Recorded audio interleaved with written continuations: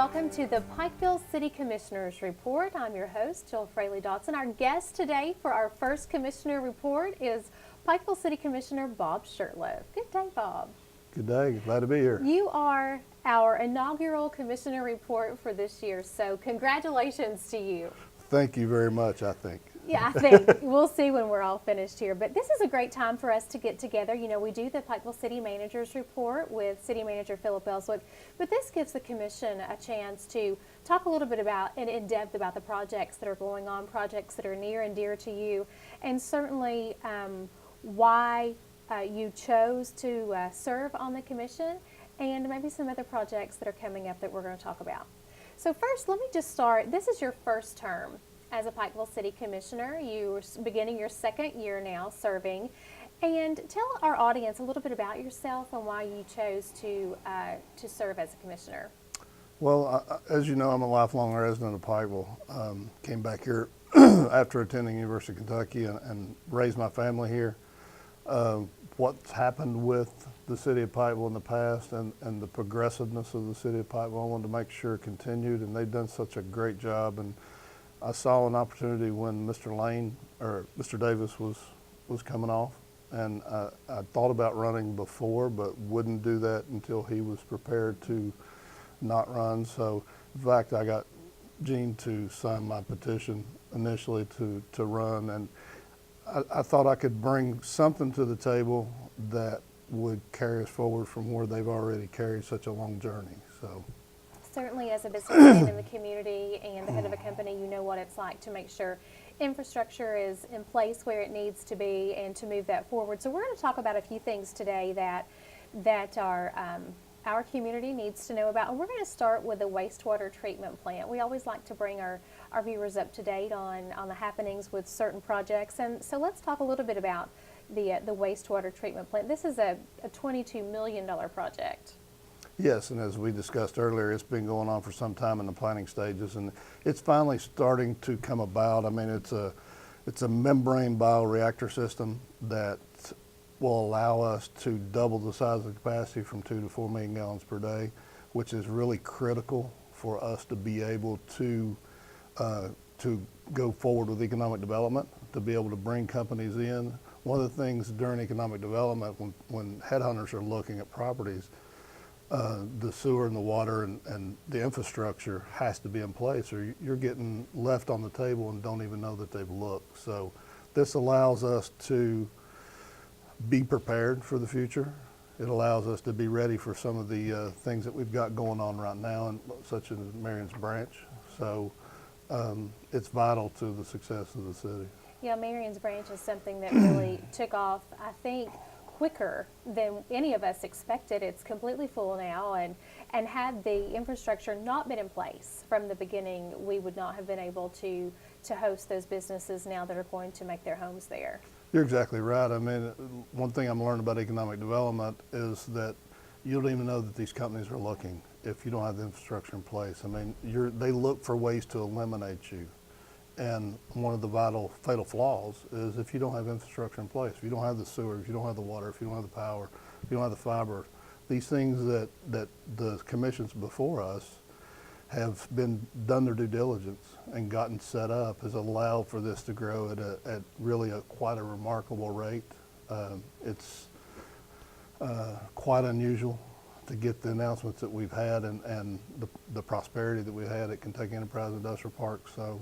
And it's really due to what the commission and Donovan and Philip and them have done before us. Yeah, it takes a long time to make sure everything goes into place appropriately. And we have a scheduled opening date of May 2019.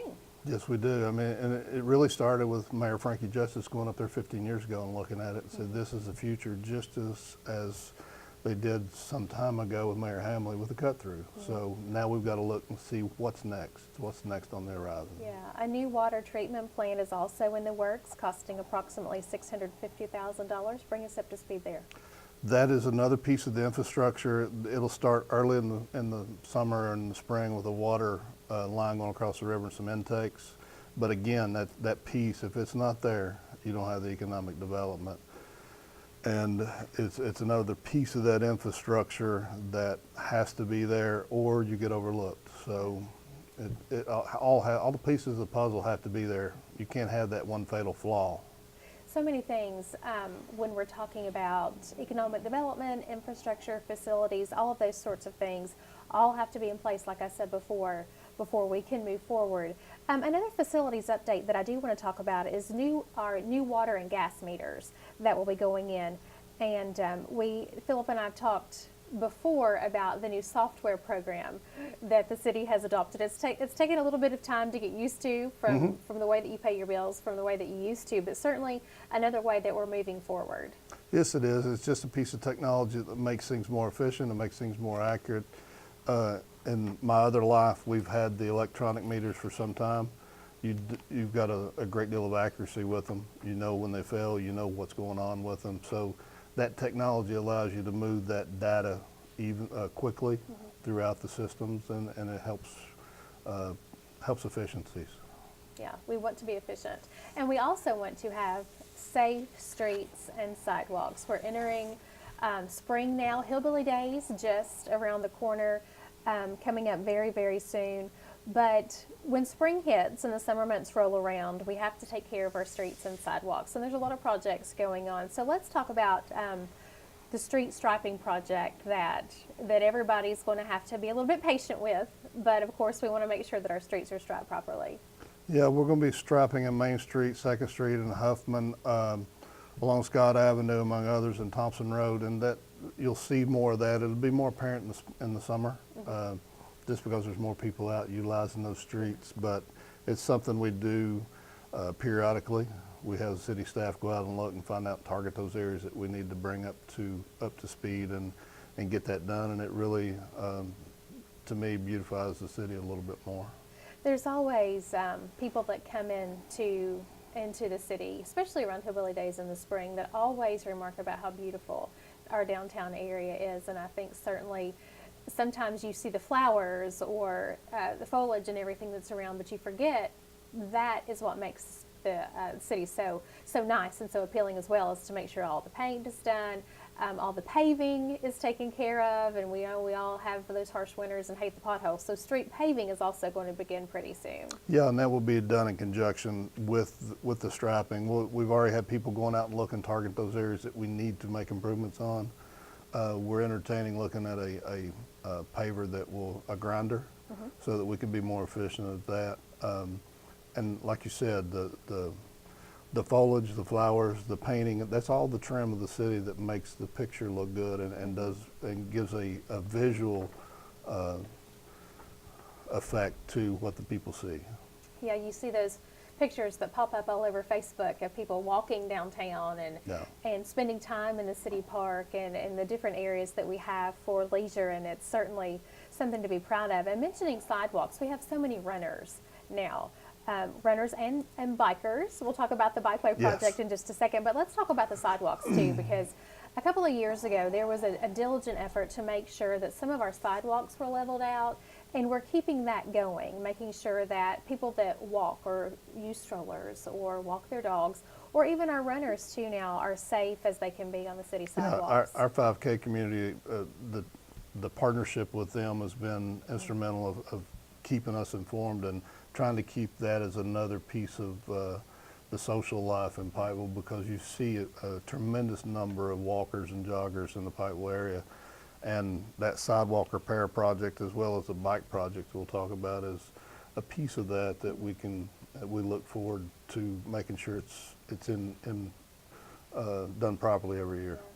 We have become a very active community with the 5K community that you mentioned, but also especially now when the weather starts to break just a little. I think we're getting out of winter. I'm not really sure if we are or not, but when the weather starts to warm up a little, and there's not as much snow and ice and wetness, you see bikers start to take to the streets. Well, they need to have a safe place to do that, because in the middle of Hanley Boulevard is not necessarily the safest place to ride a bicycle.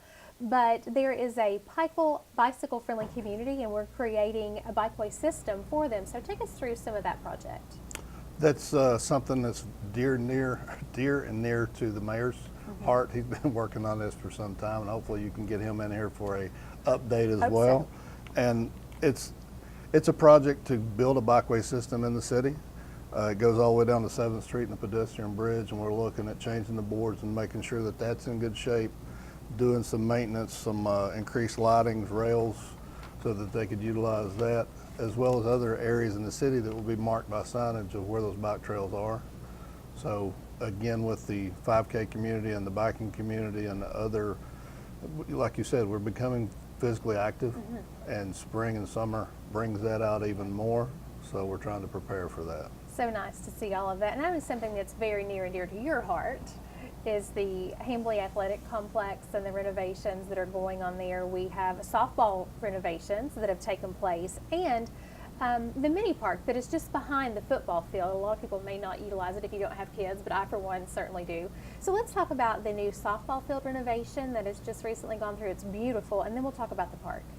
The softball renovation, we just completed putting new turf down on the softball field, and it's the same turf you see at the University of Kentucky. From my contacts with the city or with the school where my wife works there, they seem to be very pleased with it. The girls love the new facility, and we'll make more improvements with lower fencing rails and sidewalks and some more tweaks to come. But it really livens that area up. And it's a tremendous facility, and it's part of Mayor Hambly's dream years ago that the city can aid the high school in those athletic events so that they can put more money into education and concentrate on what they're doing. And the city's glad to help with those type of projects and keep that vision going forward. It's certainly a beautiful complex. If you've had the opportunity to be at a softball game or a baseball game or a football game, you know how heavily utilized the Hambly Athletic Complex is. And like I said, the mini park that is just behind the football field or to the corner of the baseball field, whichever season you're thinking about, that is something that, especially if you go into the farmers market, the people with kids, the small kids, we use it a lot. But we are now upgrading the bathrooms and the facilities there, which is very important to make them ADA compliant. Yes, and we're seeing so much traffic from the pavilion and the farmers market, how it's grown. And it was brought to our attention that we need to make those ADA compliant, and we're going through that process now. It should be done here before the market's open and get that ready, and so that it's utilized and everybody can utilize it as they should. Like I said, it's one of those places that we didn't really expect to have that kind of traffic in that area until the farmers market came about. And if you're over there on Saturday morning at the end of May and all through till November, the amount of people that come through the farmers market that do utilize those facilities is a massive amount of people. And then you throw in when it's a pretty day and you have parents taking their little ones over there, because it is a smaller toddler friendly play area. So certainly something that we're proud with the city to do. As we come to a close today with our time together, anything that you would like our community members to know about what the commission is really focused on right now? The commission, from my point of view, we're looking at what's next, trying to look at areas of where we can still be progressive. We can't stop, and we don't want to rest on, like we have in Eastern Kentucky, that coal's coming back and we're going to rely on that, sit back and wait. We've got to find out what the next project is, diversify our portfolio, and look at that as a regional perspective, in my opinion. It can't be separated into the small areas. We've got to look at everything east of 75. Always looking toward the future. Yes. As we've done for so many years. Yes. Commissioner Bob Shurtleff, thanks so much for your time today. I appreciate you joining me. Thank you very much. Glad to be here. This has been the Pikeville City Commissioners Report with Commissioner Bob Shurtleff. I'm your host, Jill Fraley-Dotson. Thank you so much for joining us. Hello everyone, and welcome to the Pikeville City Commissioners Report. I'm your host, Jill Fraley-Dotson. Joining me today, Pikeville City Commissioner Pat McNamee. First time on the show, so welcome, Pat. Thanks for being here. Thanks for having me, Jill. You know, the Pikeville City Commissioners Report is an offspring of the Manager's Report, where we hear everything from Philip Ellswick about what's going on as the city manager, but the commissioners dig a little deeper sometimes and want to talk more about what is going on with the commission. So thank you so much for agreeing to sit down. I do want to give you the opportunity for our viewers that may not know you very well to tell us a little bit about yourself, your family. Well, I'm from Pikeville. I went to high school here, went to school at Eastern Kentucky, EKU. Married to Nicole. I have two boys that go to Pikeville Elementary. Lived here most of my life. Moved around a little bit when I was out of college, but I've been here majority of my adult life. Yeah, certainly very invested in the community, especially when you have children involved in so much. Very much. This is your first term as a Pikeville City Commissioner, entering your second year as a commissioner. So talk a little bit about why it was so important for you to serve as a city commissioner. I just felt like I needed to get involved in our community, and I felt like this would be the best way to do that. I've never had any political desires, and this is probably the extent of my political desires, but I do enjoy being involved and having a say in how our community is ran. I think certainly when you have little ones to raise, you take a more invested interest in what's going on in our community. Very much. Today, the focus of our conversation is going to be about economic development, and you're going to update us on a few of the projects that the Commission has going on and some of the things that we've talked a lot about in the community. So first, I want to talk at length about the Kentucky Enterprise Industrial Park, because this is something that has been in the developing stages for years now. We have tenants there. It's getting ready to open. It's pretty much maxed out at capacity. There might be a couple parcels here and there for smaller businesses, but the three tenants that are there now are Silverliner, App Harvest, and Blue. So let's talk individually about those businesses and bring everybody up to date. First, Silverliner. Right. Silverliner is a company that's owned by a local individual, Chris Tomlinson. They're going to manufacture tanker trucks. It's a 60,000 square foot building that the city has built with AML funds, and they hope to have it built, have it finished by the end of this year, hopefully September, October. And they'll have about 50 people working right off the bat. Could possibly get up to 300 people if things go as they plan. It's really exciting to have that coming. Yeah, they have a 5-year plan, like you said, hopefully starting out with 50, 75 workers, and then at the 5-year plan, hopefully employ at least 300 people to build these tanker trucks. And another wonderful opportunity for a local business person to continue to reinvest in our community. App Harvest is something that a lot of people have been excited about, and they call it the tomato house because this would grow different varieties of tomato, but it's really a high-tech greenhouse. Absolutely. It's I think it's 1 million square feet under glass, and they're going to grow tomatoes 24 hours a day. Yeah. One of the reasons that they want to come to Pikeville is the area is within 65% of the population is within an hour's drive of Pikeville, and that really appealed to them and the others that are coming.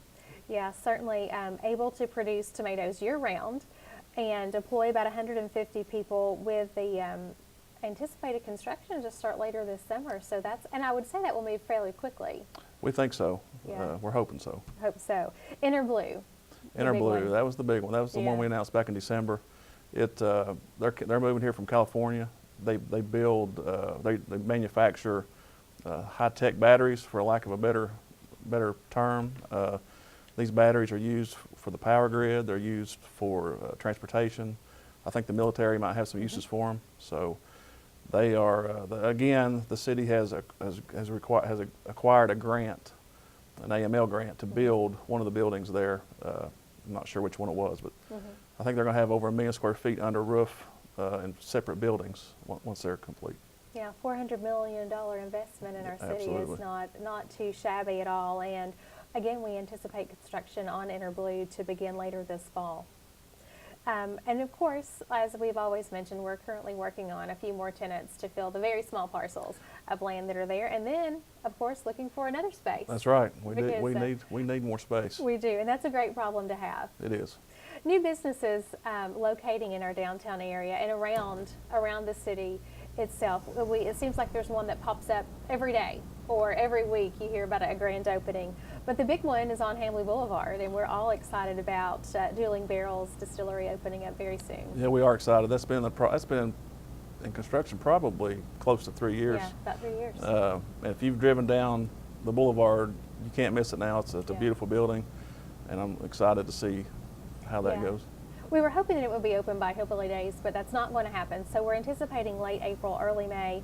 But you mentioned driving down Hamley Boulevard, and the enormous building that it is and how beautiful it is really fits into our landscape so well. But then on the back side of the building is pretty interesting too, because they didn't want it just to be a flat brick building in the back. They've made it like a storefront. So it really has updated the look of 2nd Street as well. Really has. It's next to the theater, and between it and the theater, that section of 2nd Street looks really good. Yeah, it certainly does. Heavenly Donuts. I don't know if you've had a chance to try. Oh, yeah. But now I am a big, big, big fan of Heavenly Donuts. It's located on South Mayo Trail.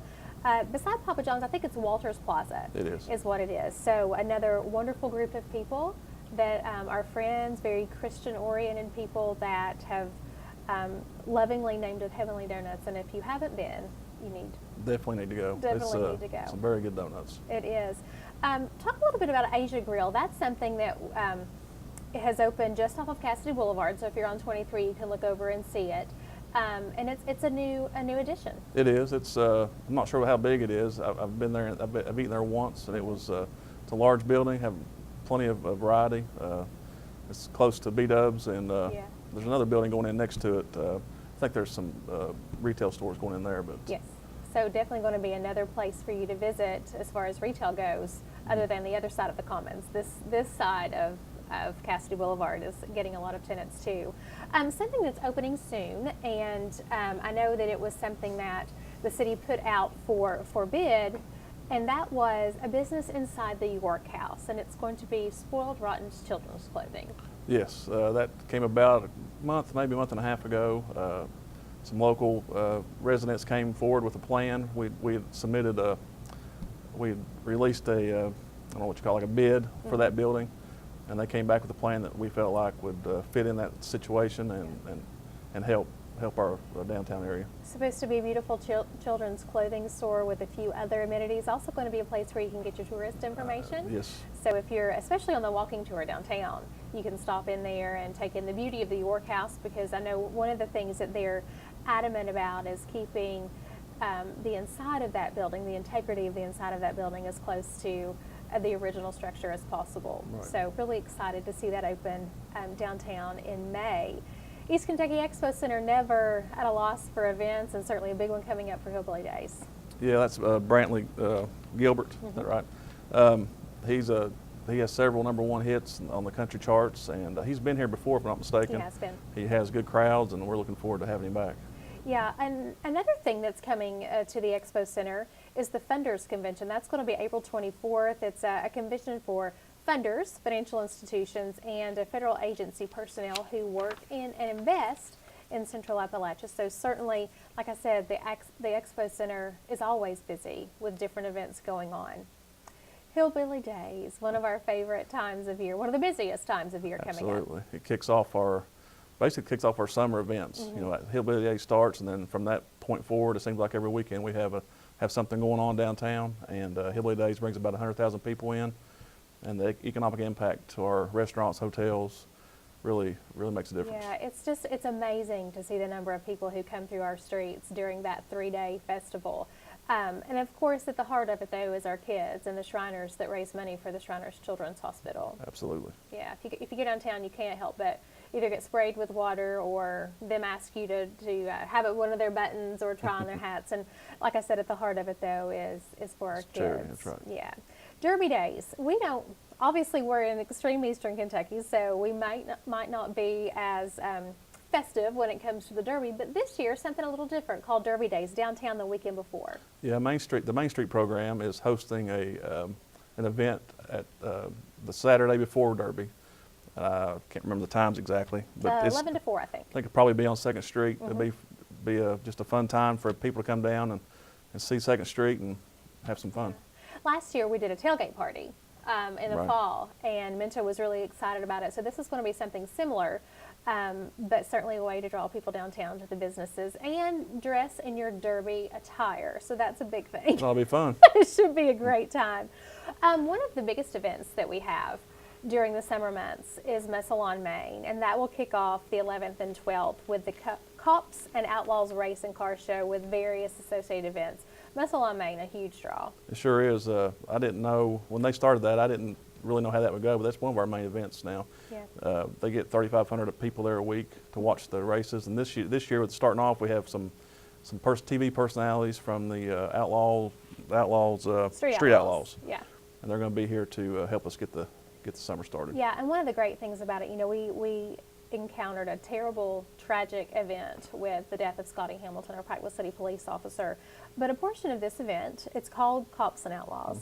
So a portion of the event will go to the police memorial, shop with the first responder that we always love to see at Christmas, and to the family of Scotty Hamilton. So certainly those events will go to a wonderful causes. We also have the Lindell Potter softball tournament coming up.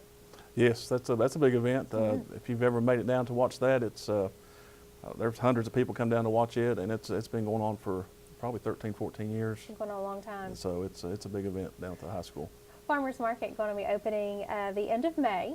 Organic fruits and vegetables grown by local growers, and Philip and I've talked many times about the enormous amounts of people that come out from outside the area to our farmers market under our new pavilion. Yeah, it's really amazing. We have a great pavilion. It's a nice place to go, and all the local farmers are there, and you can get some really good produce. It's a really good place to be. Absolutely. Something I know that you love is Jenny Wiley Theater. Your boys are involved, and we have shows coming up. We do. From now through the 28th, we have Camp Rock. That's a Footlights Theater production. It's a Footlights Theater, that's correct. Yeah. It's a Disney, I think it was a Disney movie maybe. They're looking forward to it. One of my sons was in that. They're looking forward to that. And then starting on May sometime in May they have the Next to Normal, that's it. So Yeah. that'll be a good play too. Yeah, that'll be kind of kicking off their summer season, and of course there'll be different things going on all summer long. I know we have Hairspray and also Yeah. Footloose coming this summer. So If you haven't been, I encourage everybody to go, because it is just the best time, and it's right there, right on 2nd Street, and it's It certainly is. a wonderful addition. Main Street Live kicks off June 1st, one of my favorite events. My little 3-year-old loves to go to Main Street Live on Friday nights. yeah, it's a great time. They do that every couple of weeks. Have Yeah. some really good artists. Most of them are local. Come in, and it's a good place to meet and to have a good time on Friday night. It is family friendly. Sure That's is. the one thing about it. We love that. The last thing we're going to talk about today is the 2nd Street Streetscape project. That's hard for me to say, but it is in the early stages of a conceptual design, but certainly something that's going to enhance the downtown area. Yeah, I think they've shortened that to 2D, so 2nd Street and Division Street. Right. But they're going to redo basically all of Division Street there where the courthouse park is, and they're going to redo a lot of stuff on 2nd Street to make it more of a visitor walking type place for shopping. And I look at it as sightseeing. a small central park in that green space with lots of benches and some decorative pieces that are really going to have, it's really going to be a nice place for pictures or just to go and relax and take your family. So taking that green space there, making it one more beautiful project for downtown is certainly something we're looking forward to. be really nice. We are almost out of time, but I do want to thank you for stopping by Thank you for to having me. chat with us on the Commissioner's Report, and you are invited back anytime, and I know that you will continue to work really hard as a commissioner for the City of Pikeville. I will. I've enjoyed it, and I look forward to continuing it.